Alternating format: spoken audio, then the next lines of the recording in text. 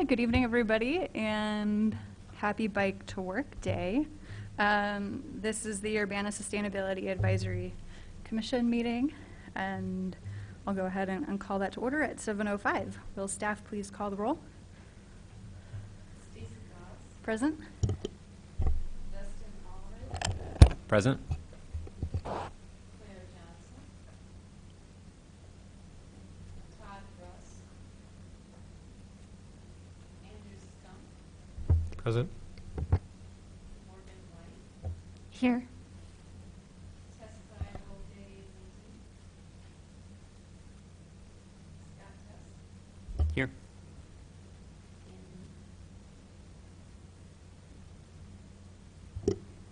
With 4, is that a quorum?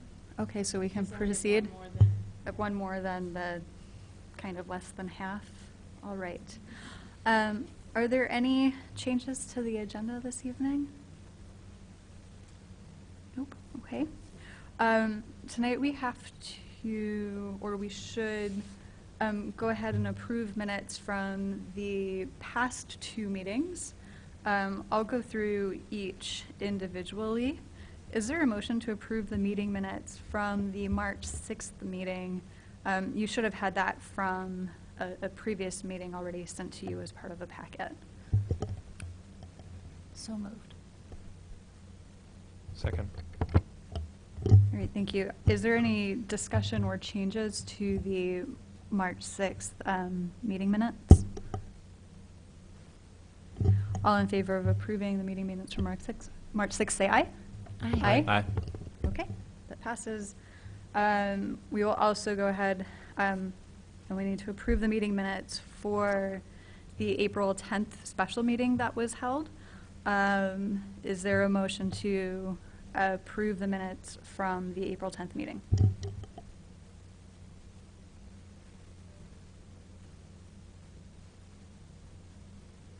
I move that we approve the minutes. I second. Thank you. Is there any discussion or changes for the minutes from the April 10th meeting? Not hearing any. All in favor of approving the April 10th minutes, say aye. Aye. Aye. Okay, that passes. Okay, continuing business. Scott, if you would like to give the staff report? Sure. Thank you. Good evening, Commission. First, some updates on Climate Action Plan progress. We will launch Solar Urbana Champaign 3.0 in a week or so. We should have a press release coming out very soon from Midwest Renewable Energy Association. The first solar power hour is going to be, for Champaign County, is going to be March 16th at 6:30 p.m. at the Independent Media Center. And you may recall we added Piatt County to our market area this year, and the first solar power hour there will be March 17th at 6:30 p.m.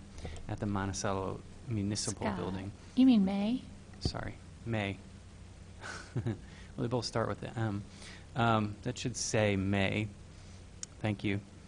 Additional dates will be posted soon on solarurbanachampaign.com. Recently, the Arbor Division celebrated a partnership with Urbana Rotary and residents Dr. Holly Rosenkrantz and Warren Levy to provide the city of Urbana with over $10,000 for 85 additional trees for city right-of-ways. This project is going to be undertaken within the Urbana Cooperative Tree Planting Program, and it will be part of 209 new trees planted this spring in the city. An April 27th event recognized all the participants and starts the city's tree planting season for spring. This year, when the Arbor Division ordered trees, no single species accounted for more than 5% of the total order. So in our climate action plan, we had some goals to bring our total inventory to no single species more than 5%, no single genus more than 15%, and no single family more than 30%. I think we were at 2 out of 3 of those, although I don't recall which it was. We have a preponderance of maple trees and the genus that maple is in, so that's one we're planting less of and working to reduce a little bit and increase diversity with other species, genus, and family. Staff recently engaged in some public engagement with the university high school class on the low carbon diet. We recently participated in the Urbana Realtors Tour talking about sustainability services. Recently spoke with the League of Women Voters about energy and climate topics, and also spoke to a urban planning class at the University of Illinois regarding sustainability planning. U-Cycle staff and Park District staff will be conducting a workshop on implementation and best practices for backyard food scrap composting. That's going to be the same day in the morning as the Rain Barrel and Compost Bin sale. Let's see if these are in the announcements. Rain Barrel sale is, I think last month we had the further details on the educational event at the Park District. There is a registration for that on the Park District website. The community's electronics recycling event for May 19th is now fully booked through the online registration system. The registration is very convenient because folks know that they either will definitely have the ability to drive up and recycle electronics or not if they are not able to register. And also it means that there's essentially no wait time. Folks show up at their assigned time, and there's really no more than one car in front of them, if any at all. If residents were not able to get a time slot in this event, please check back with the city's website. There will be announcements if we're able to do additional recycling events this year. The next Sustainability Advisory Commission meeting would be June 5th at 7 p.m. in council chambers. Thank you, Scott. Are there any questions from the board? Yeah, Scott, would you just remind us, if it happened before, what are some of the kind of new things with the Solar Urbana-Champaign? I know it's more school, it's additional counties, right? I'm holding all that back for Oh, that's part of the new, okay. yeah, That we can for our wait. press release in the next week or so. Okay.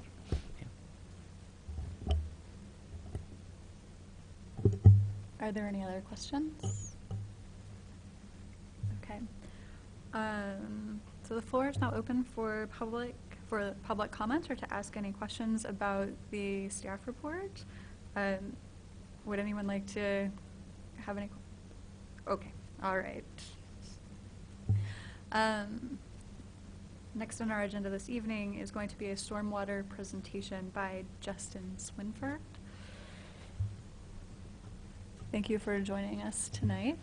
We appreciate you being here. Do you have a PowerPoint? Or? I do, yeah. All right, thank you for having me. I'm Justin Swinford. I'm a civil engineer for the Public Works Department. Deal mostly with drainage in our sewer systems. And tonight I'll talk about our stormwater utility fee, what it is, why we have it, and what we use the money for. So first, we'll cover why we adopted a stormwater utility fee. It's something that's becoming more and more common across the country. Communities that have aging infrastructure and funds that aren't dedicated to maintaining that infrastructure often run into problems, especially when we have increased rainfall. And you may have noticed over the last few years we've had, it seems, a couple 100-year storms. So those tend to bring about the glaring issues in our storm sewer and drainage system. The city owns and maintains 142 miles of storm sewer, some of which is over 100 years old. Prior to the stormwater utility fee, repair costs for these sewers were paid out of the city's general fund. So the city needed a source of income to address issues like broken sewer pipes, and this is a Not too uncommon sight for both of our storm and sanitary sewer systems. Street flooding. In Urbana, fortunately, we are limited to mostly localized flooding, but it still does happen. This can be a result of clogged drains or broken down pipes or blocked pipes. And then stormwater pollution. So this is actually a picture from our one of our 2 storm screens that we have. They're located close to the outflow or outfall of a storm sewer system into a creek, and they're designed to just catch as much of the solid waste that shouldn't be in our storm sewers or getting into our streams. So that's something that we work on preventing. So what is a stormwater utility fee? It's a service charge. It's similar to the sewer benefit tax, but it's charged a little differently, which is why it's given the term fee, not tax. And it relates to impervious area, or relates impervious area to stormwater runoff. So this is the proposed source, or this was the proposed source of funding when this concept was brought to the City Council back in 2009. So stormwater utility fee is billed based on an equivalent residential unit. ERU is the shorthand for that we use more often.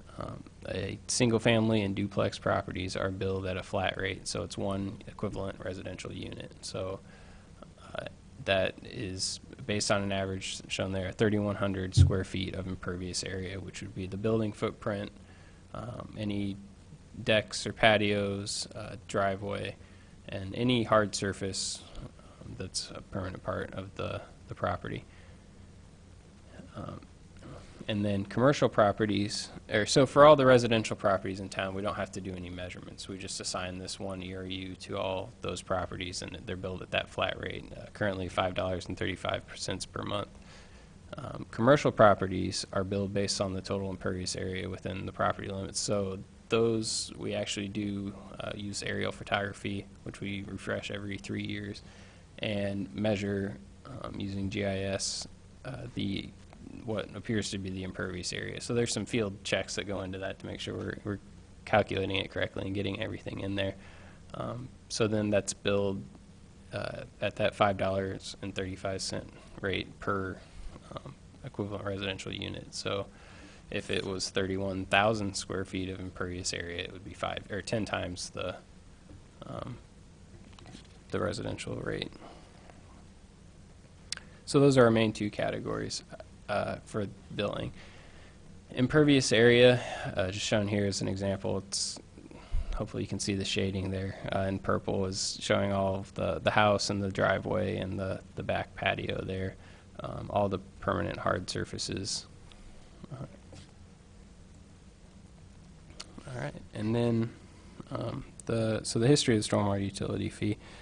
As I mentioned, they're becoming more popular across the country. In 2009, the consultant was hired to determine help with the design and implementation of the program.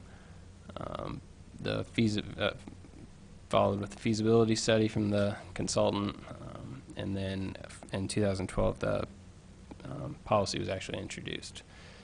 So in those 3 years, they kind of vetted different concepts, different ways to implement this, and kind of came up with the commercial versus residential, and then the accounting of how much money is this going to bring in, and how can we justify and show how we're going to spend this money, and how that will all be used. So the credit and incentive policy was introduced as part of that. That's something that allows the city to kind of promote green infrastructure and best management practices for stormwater throughout the city, which is shown on a later slide, I guess. Sorry. So the annual stormwater management program cost is approximately $1.5 million. The breakdown for that money is shown here. $500,000 for overhead expenses, which would be personnel, and equipment, $500,000 for projects and repairs. That's where we actually get to spend most of that money. $200,000 for sewer cleaning and televising, and $300,000 for maintenance of waterways. The city is responsible, so we do maintain an NPDES permit, which is National Pollution Discharge Elimination System permit for the citywide, and all of our waterways that we're responsible for, which include the Boneyard Creek, St. Joe Drainage Ditch, and part of the Saline Branch.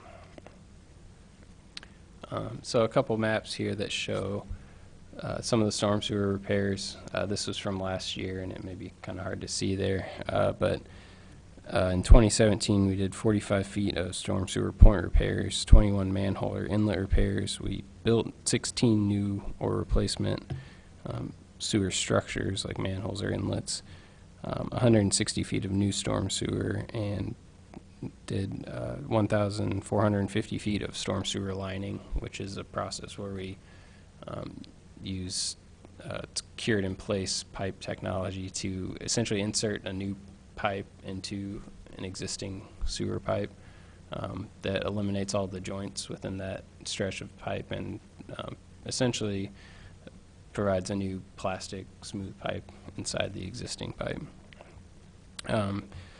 Since we started storm sewer lining, we've lined 25,200 feet of storm sewer, so a little under 5 miles.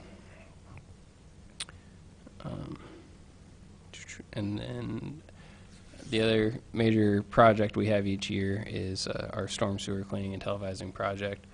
This is actually still underway from last year's project in 2017. So that area shown in yellow, if you've been up and down Cunningham Avenue in the past couple of weeks, you may have seen our contractor doing some storm sewer cleaning in that area. That we've done similar to, we've done almost 5 miles of storm sewer cleaning and televising in 2017 and the first part of this year. Can you clarify what it means to televise? Yeah. Okay, yeah. 'Cause otherwise yeah. some folks might think that, like, oh, we're watching this on TV. Well, in a way, we are. Yeah, it's so it's closed circuit televising of the sewer. So we have, or the contractor has, a robotic camera that's on wheels, and they put it down in the sewer and run it through. So they'll clean the sewer a couple times first to make sure they get it nice and clean for us, and then run the camera through. And there's a specific deficiency coding system that we use, which anytime they see a crack or a hole or anything wrong with the pipe, or sometimes just a service connection, they put a code in and it's assigned to it at that footage in the pipe. So it's very helpful in determining where we need to spend that repair and lining money, because we can find all of our problems. Unfortunately, we always find a lot more problems than we're able to fix, but it's a start. So about 5 miles cleaned this year. Since 2012, when the stormwater utility fee was introduced, we've cleaned almost 35 miles of storm sewer. And then also, I guess before this, in 2018, we were planning we're putting together our request for proposals for our stormwater master plan. This is something that hasn't been done since 1980. Which will involve hiring a consultant to do a citywide evaluation of our storm sewers and our stormwater drainage systems, and provide some ideas for moving forward on how to spend our stormwater utility fee money, and just in general how to address our any deficiencies in our drainage plans. All right, so back to credits and incentives. So while the city tries to implement as much green infrastructure and best management practices for stormwater as we can, we also encourage residents to do the same. One way we can do that is through our credit and incentive program. Credits are available to, let me get that, I always mix these up. Credits are available to commercial properties, and incentives are available to residential properties. And so there's a much bigger payoff, I guess, for the commercial properties, because that's actually can be a percentage reduction on their stormwater utility fee. And that would be for things like a direct discharge. If a property was right along the Boneyard Creek and discharges their stormwater directly to it, then they would be eligible for a discounted rate or credit towards their stormwater utility fee. If they provide a more than required amount of stormwater detention or a way that they can improve water quality, then there's also credit available to them. And then for residential property owners, we offer the incentives, which are more of a way of just the city taking part financially in some improvements that they want to make to their property. So the biggest thing we do every year is the rain barrel sale. Each resident is eligible for a $25 discount on a rain barrel for up to 2 rain barrels. So essentially the city will pay $50 for a resident to buy 2 rain barrels. And so they cost more than $25 a piece. So the resident still has to pay for a good part of it, but it does offer a nice discount for residents. And that, it's a little bit, but it does help reduce the amount of water that gets into the storm sewer systems. So I think that's on. These are the credits and incentives. One thing we're still kind of looking for or hoping someone will do is a rain garden. The $250 incentive I don't think is not too attractive given the cost of a rain garden's usually into the thousands of dollars. So it might not seem like a huge help, but we're still hoping that and we have some through town. They were just built before the stormwater utility fee was established. Justin, Yeah.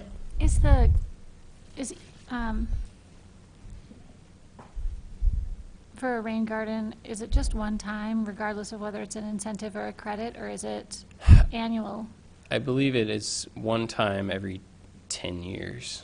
And that's something that, seeing as we haven't done one, we have discussed now that the stormwater utility fee is 5 years old, and that might be part of our master plan, is looking forward, do we need to make some adjustments to our credit and incentive program, just because the only thing we've really done is rain barrels. I think we have one pervious pavement driveway, which qualified for the rate reduction, I believe, incentive. And so I'm not sure if that actually maxed out the reimbursement. And then another for a cistern, I believe. So are the percentages annual then? the percentages are for the commercial property, and those Right. are annual. Yeah, so If a commercial business went in and added, replaced a pervious parking lot with an impervious parking lot, Mhm. they could get, can you get multiple? Can you stack them? you can, I believe the maximum is 50% though, so, and that, But they could invest in it and then get up to 50% back Right. over multiple years. right, yeah, so, Or ongoing? Maybe Uh, 10 years or something? well, no, I mean, that would be in perpetuity. So if they installed that previous pavement parking lot, they would get that percentage off of their stormwater utility fee as long as that parking lot is in place. So, yeah, so we have had Thanks. developments where they apply for the direct discharge or whatever they can, just because that does help to knock a big chunk of that off. And that's the city recognizing that, they aren't contributing as much rainwater to the city system. We do have people that will call and, they'll mention, well, there's no sewer on their property or adjacent to their property, or, they discharge directly. Why should they have to pay anything? And so we always have to point out that, this is, this does help us maintain the infrastructure that allows the streets to stay dry, in a rainstorm, and throughout town provide that protection against drainage problems. So it isn't just site specific necessarily, and that's why the maximum is at 50%. Justin? Yeah. Going back to that, if a commercial property had a large bioswale / rain garden, but like tens of thousands of cubic feet, would that count as water quality, volume reduction, rate reduction, depending?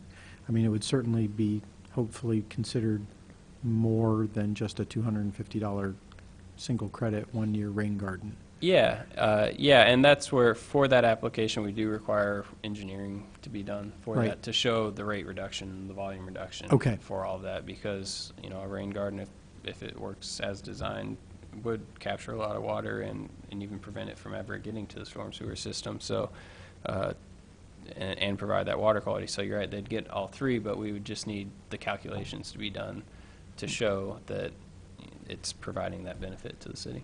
So for a rain garden, commercial credit might be a little thing like in front of a library, but if you had a subdivision where it was 2 acres, it would be the bigger things.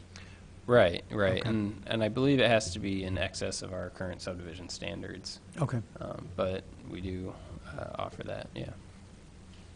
Does that same requirement for an engineering analysis apply to the residential? So like if a homeowner digs their own rain garden? do Well, they- not the rain garden, that's just more of a cost reimbursement, so we'd want to see the invoice for having a contractor build it, or if you do it yourself, we just want to see, I guess, the receipts for all the plants and the materials required to do that.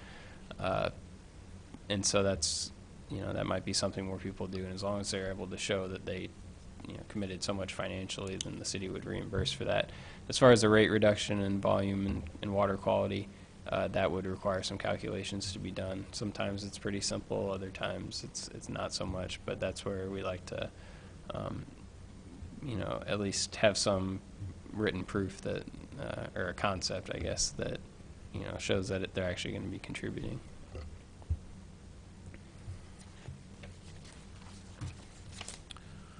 All right, and that's all I have. Rain barrel sale, Scott already mentioned this weekend, so again, that's right now how we're contributing the most back through the stormwater utility fee. But if you have any thoughts or ideas or questions, I'd be happy to take those. As far as the calculations go, do they have to be done by a licensed, like, professional engineer, or could like some of the students at the university help do those calculations? For the with some commercial guidance? property, I think we require Yeah, it a has to be. licensed engineer, just given the size of it and certain expertise. Now, I'm not sure that we've really had anyone try to circumvent that rule. So, there might be some leeway there, and I'm not sure how that's stated in the ordinance that established the program, but the application does right now require a licensed engineer. Does the city have any plans in the works to address water quality issues in terms of more like kind of green infrastructure, best management practices, I guess at the outflow areas where it's entering one of the waterways? Not specifically. We do have the 2 storm screens I mentioned, had the picture of, and as far as green infrastructure goes, things like bioswales are really great, and we have the one on Broadway that was built as part of the Boneyard Creek crossing project a few years back, and those, they look great, and they are functional and provide a benefit as far as water quality goes, but they're also very difficult to maintain. So that's something that we're kind of we have to look at when we design these things, because ultimately, as the engineer in charge of that project, I'd love to put them everywhere, and I'm sure Scott feels the same way. But we also have to work with our Arbor Division or even the Park District in some cases to make sure that that's something that they're willing to take on. And so, again, the storm screens, those are things that are easy. We do have to clean those out periodically, but that's relatively easy and done by our sewer crew. So, so there are some areas where we look to improve that. We do inspections of both the Saline Branch and the St. Joe Drainage Ditch, as well as the Boneyard Creek every year, and it is kind of nice to see the clarity of the water as it converges from the Boneyard Creek into the Saline Branch, because it's much murkier in the Saline Branch, where it's more agricultural runoff as opposed to what we see coming from the Boneyard Creek. So I think hopefully we're doing a pretty good job of that now, but we're always looking for ways to improve that. I was going to ask about the stormwater, on the same subject. Mhm. The stormwater master plan, you're asking for those funds right now, or you're getting permission to do it? You haven't actually started yet.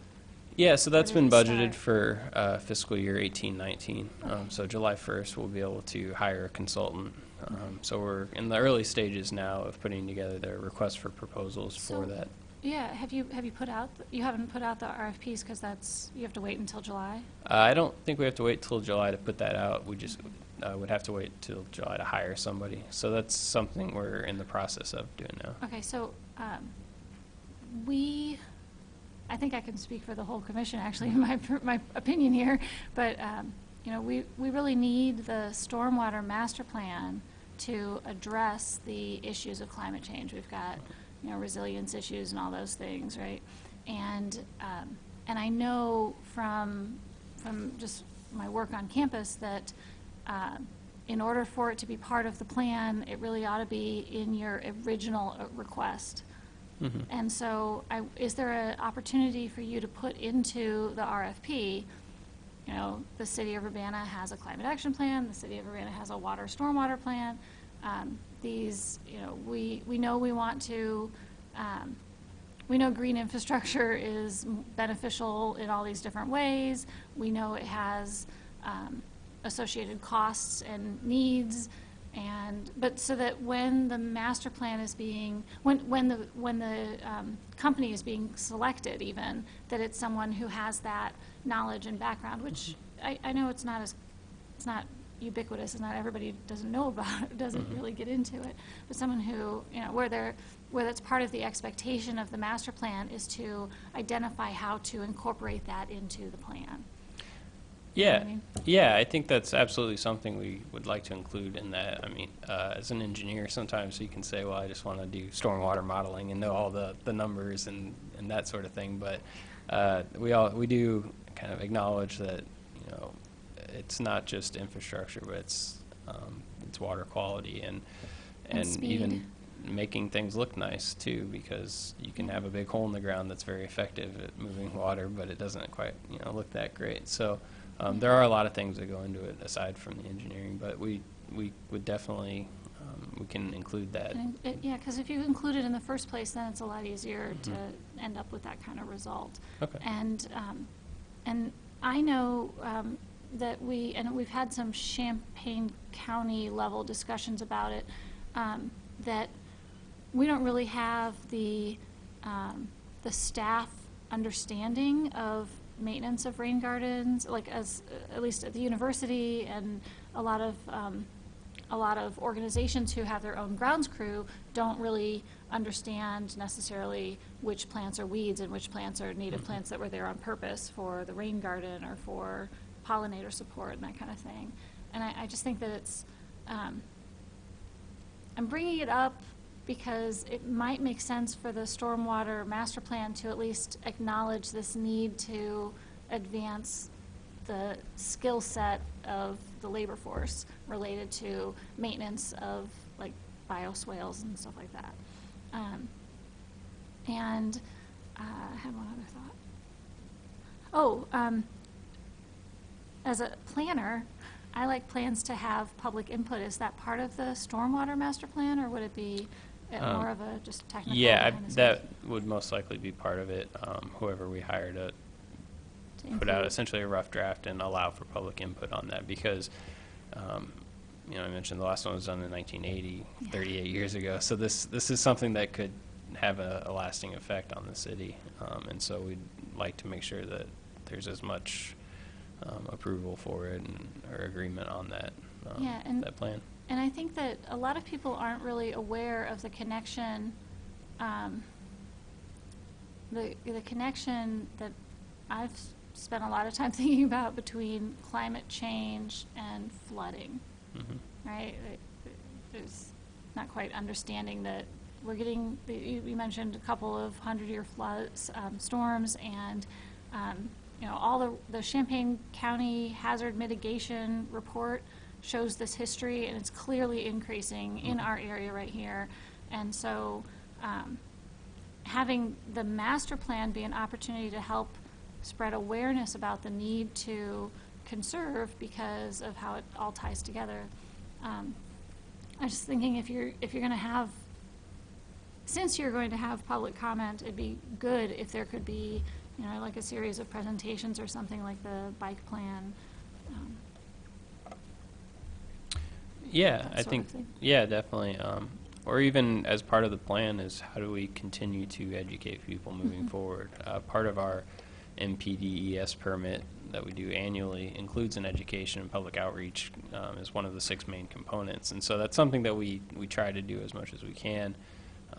But of course we could always do a better job of that. So so that's definitely something that we could include in the plan is how do we, you know, not only improve our city's infrastructure moving forward, but how do we include people's knowledge about stormwater? That's great. It just seems like a great opportunity. Okay.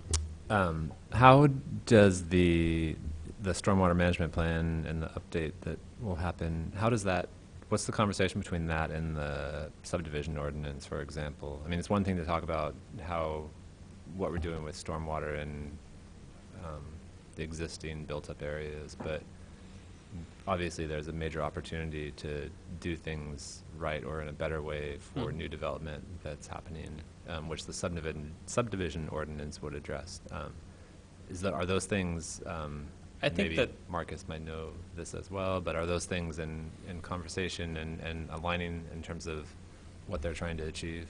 I think that, again, that could be another good component of the master plan is to kind of analyze what we do now and how that affects stormwater output or, you know, flows from new construction and those developments, and are there changes that we should make to the subdivision ordinance to reflect increase in rainfall, or that are the allowable discharge rates are too high or sometimes too low. And yeah, I think that's something we can look at as part of that. It's really an opportunity, and it can be easy to kind of overextend this into too many different areas. So I think part of it will be kind of whittling down that list of, you know, what do we really want to focus on. But it's really an opportunity to look system-wide, citywide. How are we doing on stormwater? Are we, you know, I mentioned we mostly only have localized flooding, so that's great, and it kind of gives us that opportunity to not have to identify major infrastructure improvements that alleviate, you know, flooding and that sort of thing.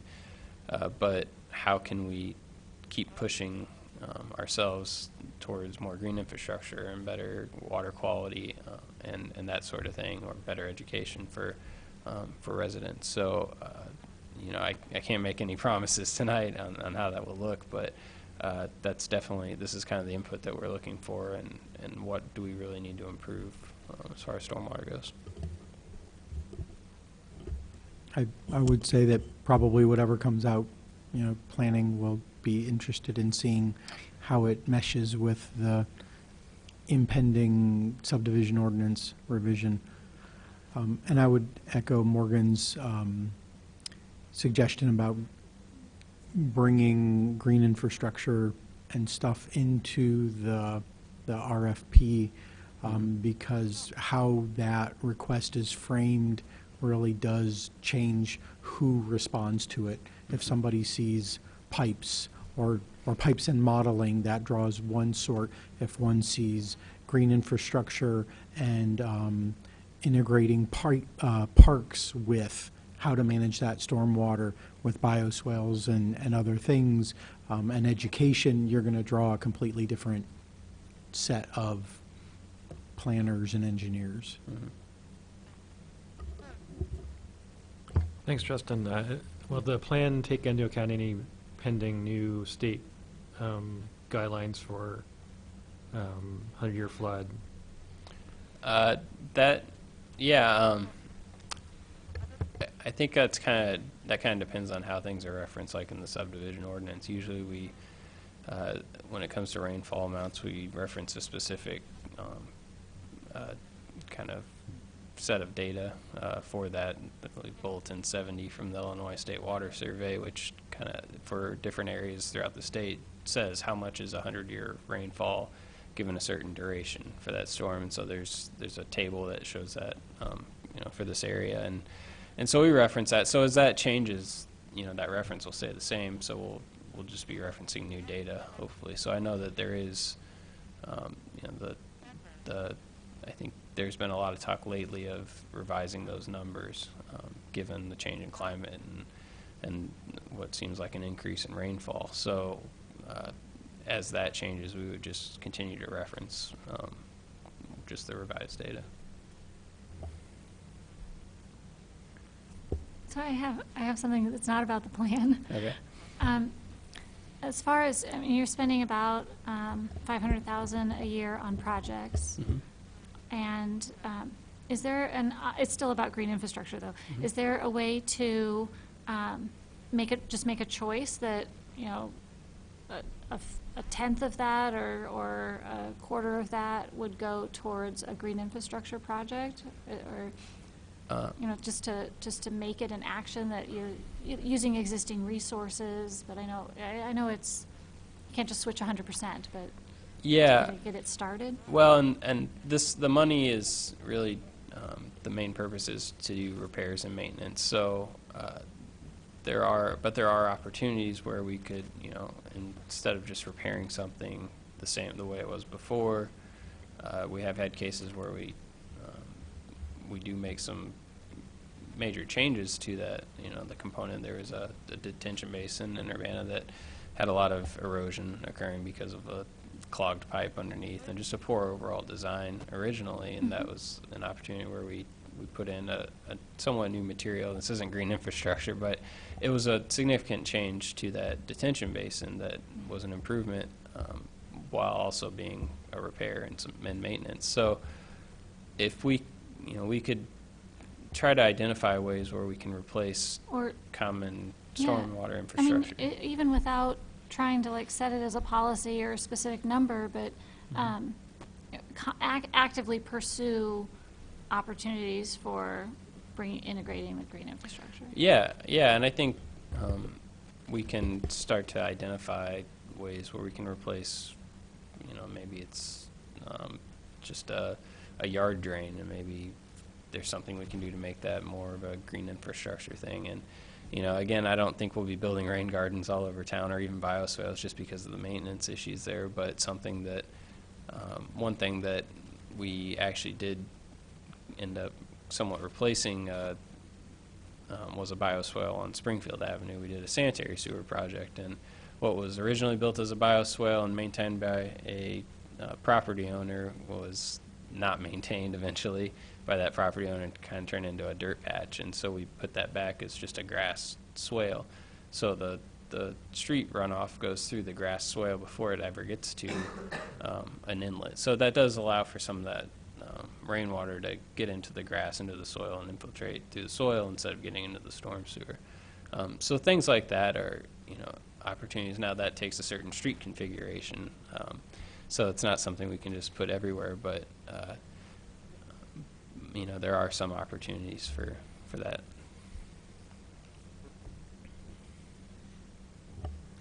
Dustin, I don't know if I missed it. Did you talk about the new model software that you acquired and what the work you're doing with that? I did not. So we do have, through a intergovernmental agreement with the sanitary district and other members of our sanitary sewer technical committee, the city purchased sewer modeling software in 2017 that will allow us to create kind of a living model using our GIS database of our sewer systems. So we're starting on our sanitary sewer system, since that was the original plan for that, but eventually, and maybe even as part of the master plan, that will allow for the city to start to develop our stormwater model and have a dynamic model for our storm sewer system. It's based on our GIS database.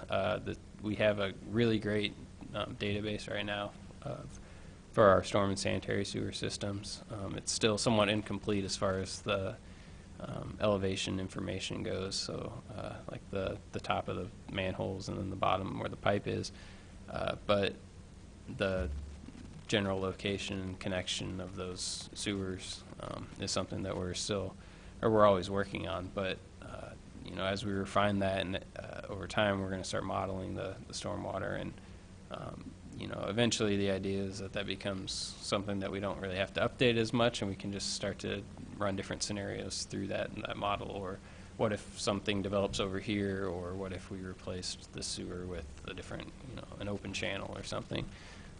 So things like that, and that'll be a really useful tool for the city. Thanks for bringing that up.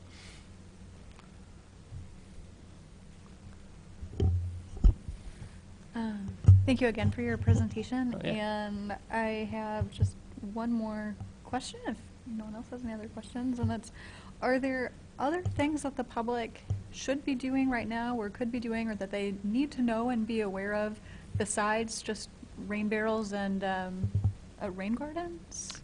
Like, what would help the city save money if the public did something differently? What would those things be? Or improve water quality, or Yeah, reduce the amount of stormwater. Oh, yeah. So my favorite is, I don't know any sort of technical term for it. I always call it disconnecting downspouts. Mhm. So, but that's not really the right word. But so your gutter on your home goes to a downspout, and a lot of those, all over the country at least, push out onto a driveway. Like they just lay out onto the driveway. It flows down the driveway, it gets in the storm sewer, and it goes off down the creek. So you're getting all the nasties from your roof and the pavement into the creek. But if you have the opportunity for that to go into a garden area, or, I mean, just a regular, just even your yard. I have, at my place, we put a little extension on it and run it across the sidewalk, the house sidewalk, so it can go into the yard instead of the driveway. It's pretty simple.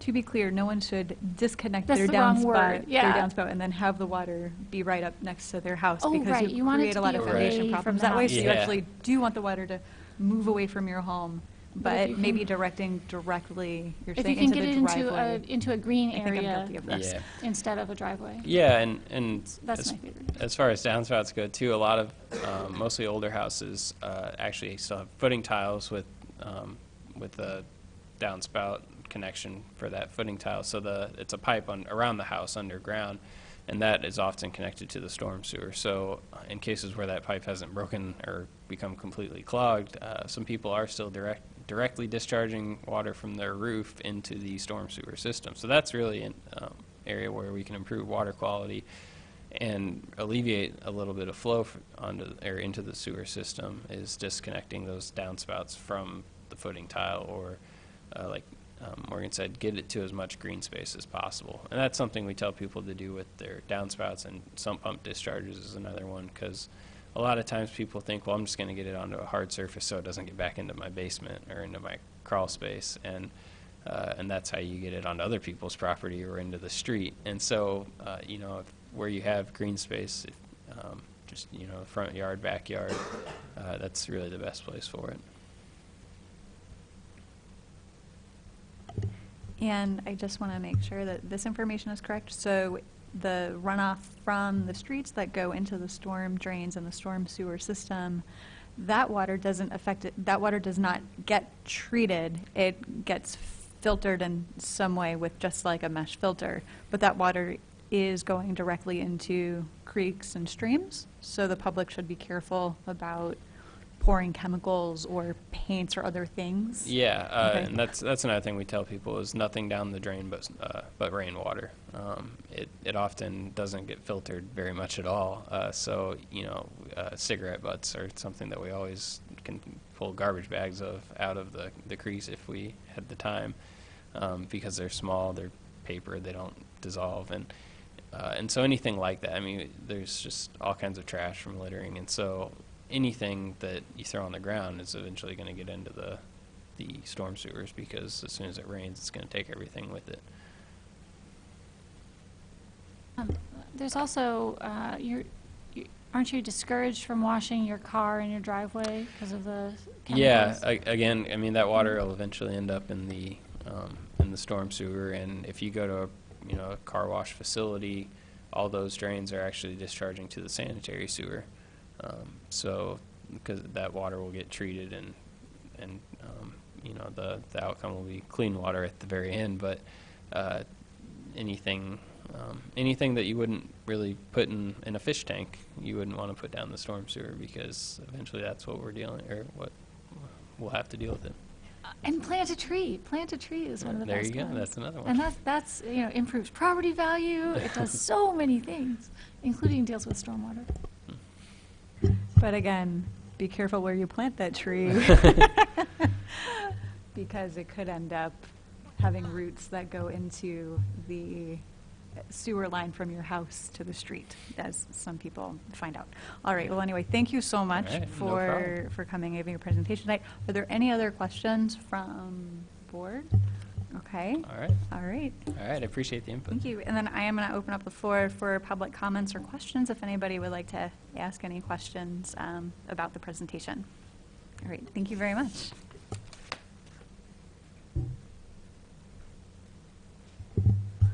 Right, on to continuing business, with discussion of carbon reduction activities and costs.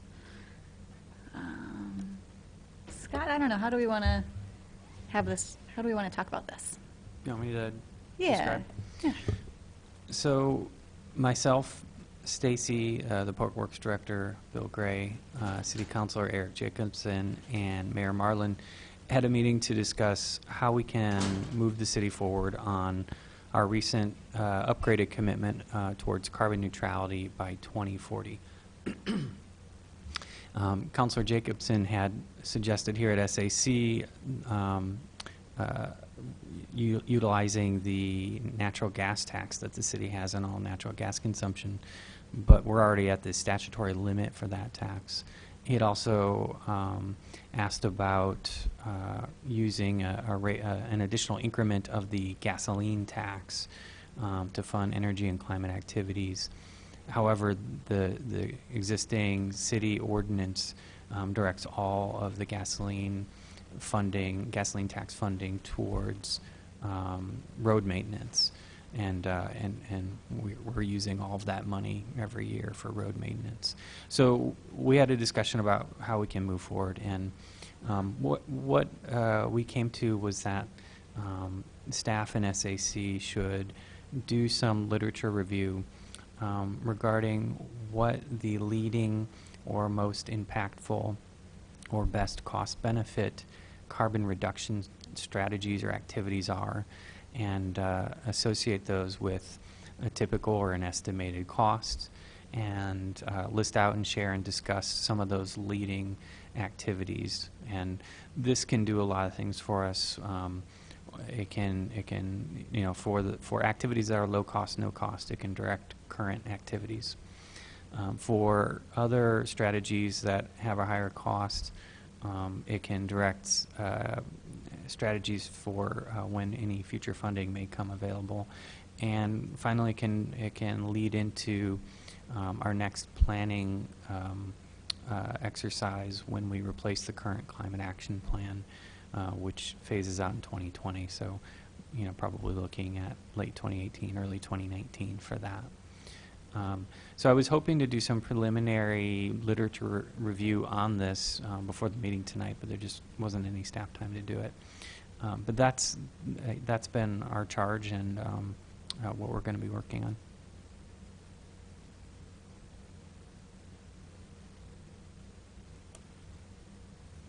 I'll add if folks have immediately or in the next couple of weeks have resources that they want to share with me, I'd be happy to receive that.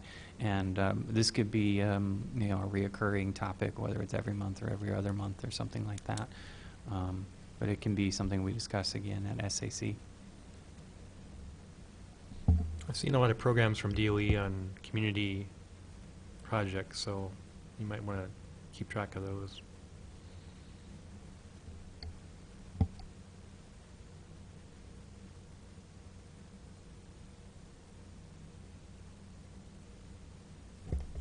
I was going to ask about, you're talking about carbon reduction activities, but you're not talking about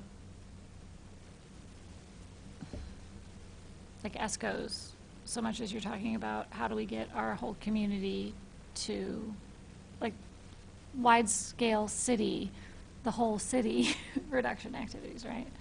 Right. I mean, there's so much about the energy. I mean, we know that this kind of project will save this kind of energy, which we can equate to emissions, but it's more broad. Our highest level goal is carbon neutrality by 2040, and that's for the community as a whole, not just city facilities and operations.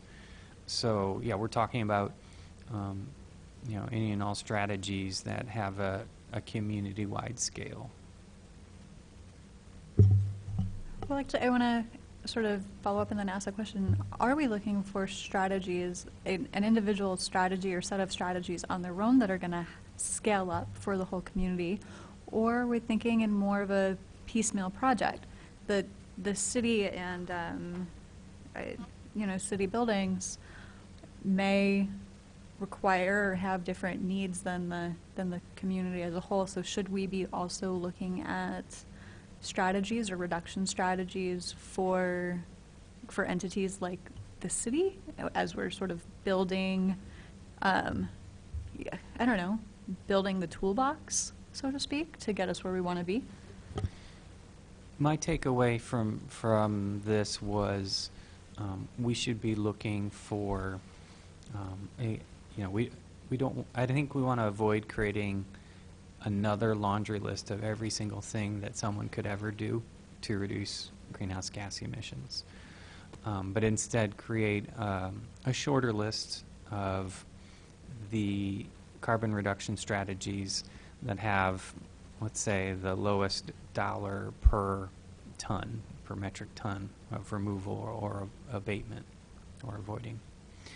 I would qualify that with this. There probably are some strategies that have a very low dollar per ton, but you can't, for some reason, there's only so much of it to be had. It doesn't, the total amount you could do won't amount to a lot compared to all of our greenhouse gases that we need to reduce. And so with that qualifier, I think we can start looking at, what is the dollars per metric ton? So, is this something that will be internal to this sort of search for information, internal to the SAC and SAC commission members to respond to information? Or is there a program in this for, crowdsourcing of information where we go out and we ask the public for additional information, or maybe not the public, but targeted individuals in the community that we think might have resources? I'm viewing it as a literature review for for information that is existing. So typical sources: DOE, Department of Energy, National Renewable Energy Lab. Maybe published papers, but probably a step below peer-reviewed journals, but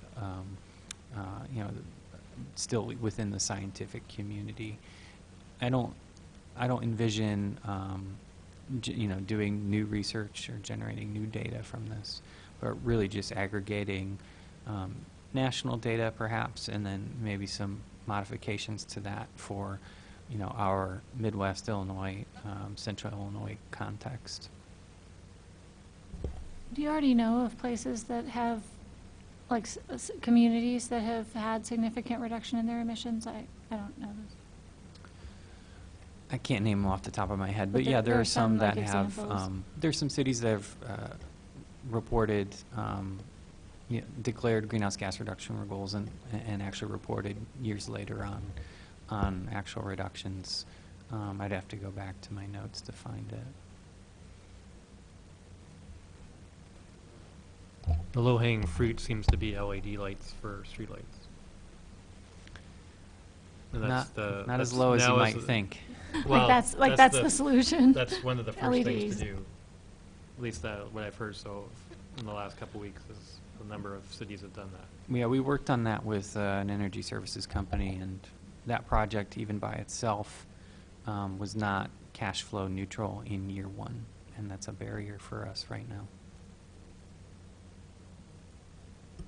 So are there any subject parameters, like looking at energy consumption only, or renewable energy production? Because I'm also thinking things like promoting active transportation, which takes cars off the road and reduces road wear and tear, food production, behavior modification, any. I think the boundaries we want to consider are strategies that we can model or input into our greenhouse gas model, our Equally Clear Path software. If we can't, justify some number that we input into it, or if, it's not a strategy that can be modeled within it, one or the other of those two options, then it's pretty hard to, make a claim that we've reduced.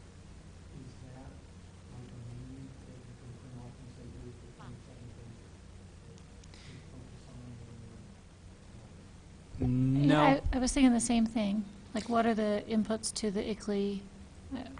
It- I mean, I've seen the graph. Yeah. So most of it is kilowatt hours and therms. There is some modeling within it with regards to wastewater treatment plants and some of the emissions that come from those. But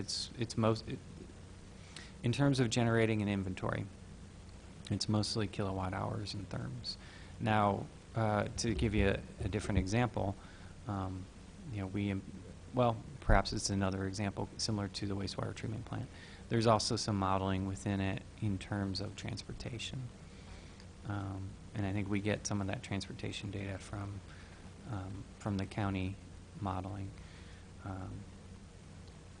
So if we can point to a measurement or a model outside of our inventory that we can then input into it, that's great. We just don't want it to be totally speculative.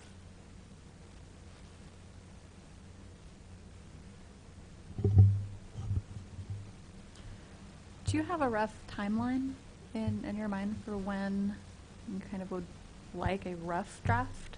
For this particular exercise, certainly the calendar year. Certainly by 2019 or within 2019, I think this group should be discussing what follows the existing climate action plan, and I think this exercise would be instructive for that.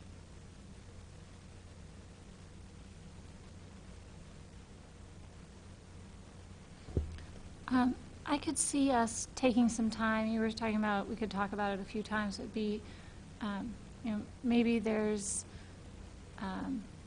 a couple of key examples of places that have been able to cut their emissions and how they did it, and getting some, presentations about that, and maybe even not really inviting them to come, but calling in or something for a discussion at future SAC meetings.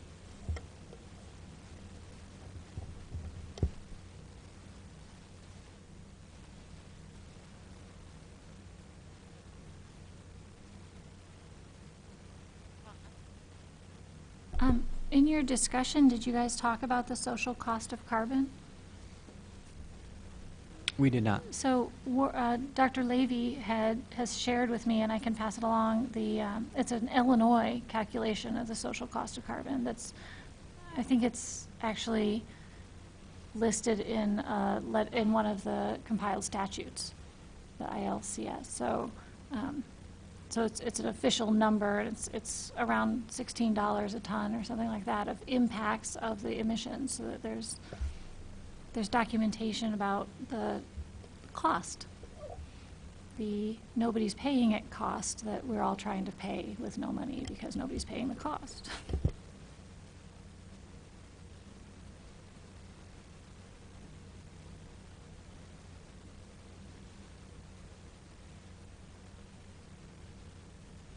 Yeah, are there any other thoughts on this topic this evening?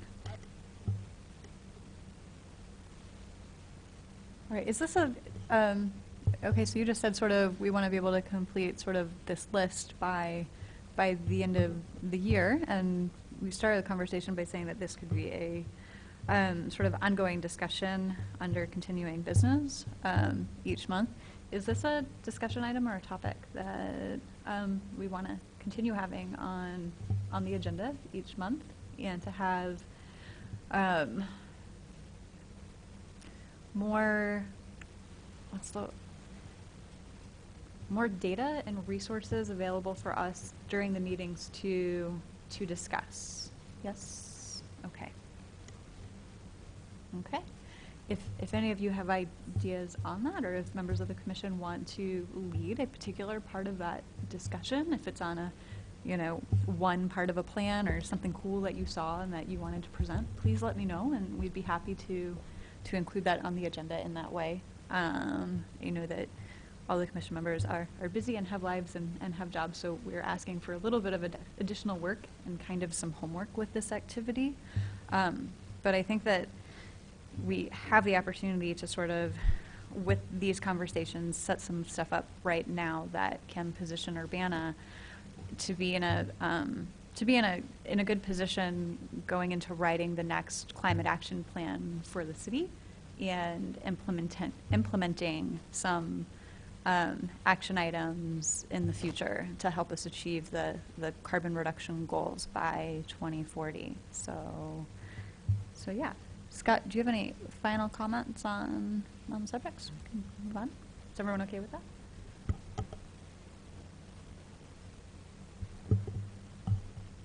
I don't have any new business on the agenda this evening. Just going to the announcements.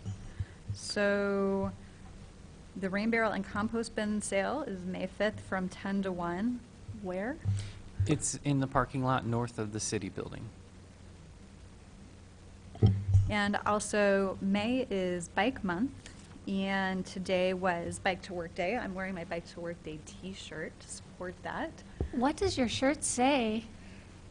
So my shirt says Vision Zero, and I wasn't really thinking when I first went to the table this morning. I rode my bike to work and went to one of the outreach tables, and somebody told me what Vision Zero was, and so I learned what it was, and I thought, oh cool, Vision Zero, zero carbon, ride to work. This is about reducing energy in cars. No. It could be, right? Maybe. Marcus is saying yes. But That would help with the goal if there were no cars. But actually, the goal is zero fatalities from cycling in our community or anywhere. So recognizing that, yes, bike accidents can happen, but bike fatalities are entirely preventable, and I believe it takes a whole community to watch out for cyclists and to engage in safe cycling practices on the road. So that is what this is about. The bright yellow is to help cyclists be seen. And so, yeah, go bikes. I also have with me tonight, if anybody would like one, a few extra copies of the Bike Month calendar. You can find them online, but if you would like a copy, I can provide those to you. All right. Any other announcements?